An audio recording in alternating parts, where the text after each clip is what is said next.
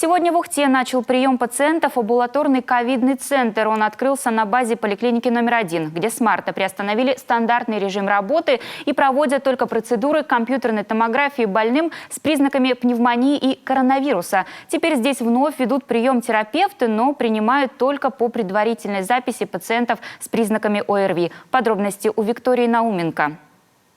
Центр заработал только сегодня. В поликлинике номер 2 уже ощутили спад потока пациентов. Раньше все шли исключительно сюда. Медики всеми силами старались грамотно организовать маршрутизацию. Люди, пришедшие с симптомами простуды в кабинет неотложной помощи, проходили через отдельный вход, утренними и вечерними потоками отдельно для пациентов на первичный прием и на выписку.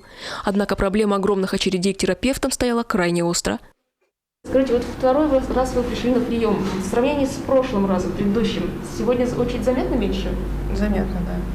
В прошлый раз я на выходе стояла там в коридоре. Сегодня поменьше. Здесь было, вообще вот люди, просто темное помещение. И на улице стояли. Я пришла сюда к 6:30, ушла отсюда 6:30. Вот сейчас вот я пришла, вообще хорошо. Я была во вторник, там было человек 60 нас. Это было ужас. Потом я пришла в четверг, было тоже так же. Мы стояли 7 часов. 7 часов стояли в очереди. Там вообще сплошь. Там и больные, и уже с анализами. Но сегодня было поменьше, и прием здесь быстрее, конечно. С сегодняшнего дня всех новых пациентов с симптомами ОРВИ направляют только в поликлинику номер 1. Это оставшаяся очередь в поликлинике номер 2 только пациенты на выписку. В ближайшие 2 недели завершат четкое разграничение медперсонала, работающего в первой и второй поликлиниках. На сегодняшний день в ковидную амбулаторию уже перешли 4 специалиста. В скором времени к ним присоединятся еще 2.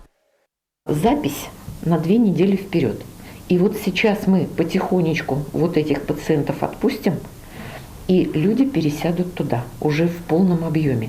Останется здесь доктор, который будет принимать остальных пациентов, то есть не ОРВИ, а, так скажем, чистые пациенты. Да, это гипертоники, это острые больные, мы их все равно не можем бросить. Затем у нас ведь остается группа маломобильных пациентов, это люди высокотемпературящие, это старше 65 лет.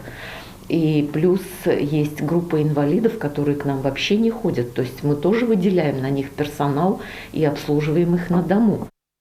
По сути, теперь вся поликлиника номер 1 – эпидемиологически опасная зона, и входить внутрь здоровым людям доктора не рекомендуют.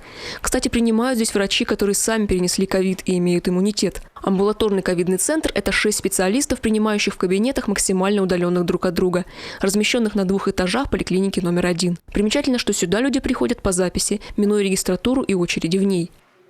Там сразу же процедурный кабинет, где берется мазок по назначению врача, да, не всем подряд, а действительно по показаниям при необходимости. Берется мазок, там же берется кровь, точно так же по назначению врача. При необходимости, значит, делается электрокардиограмма. И, что очень хорошо, сразу же при подозрении на пневмонию пациенты проходят в кабинет компьютерной томографии через улицу, потому что там тоже отдельный вход.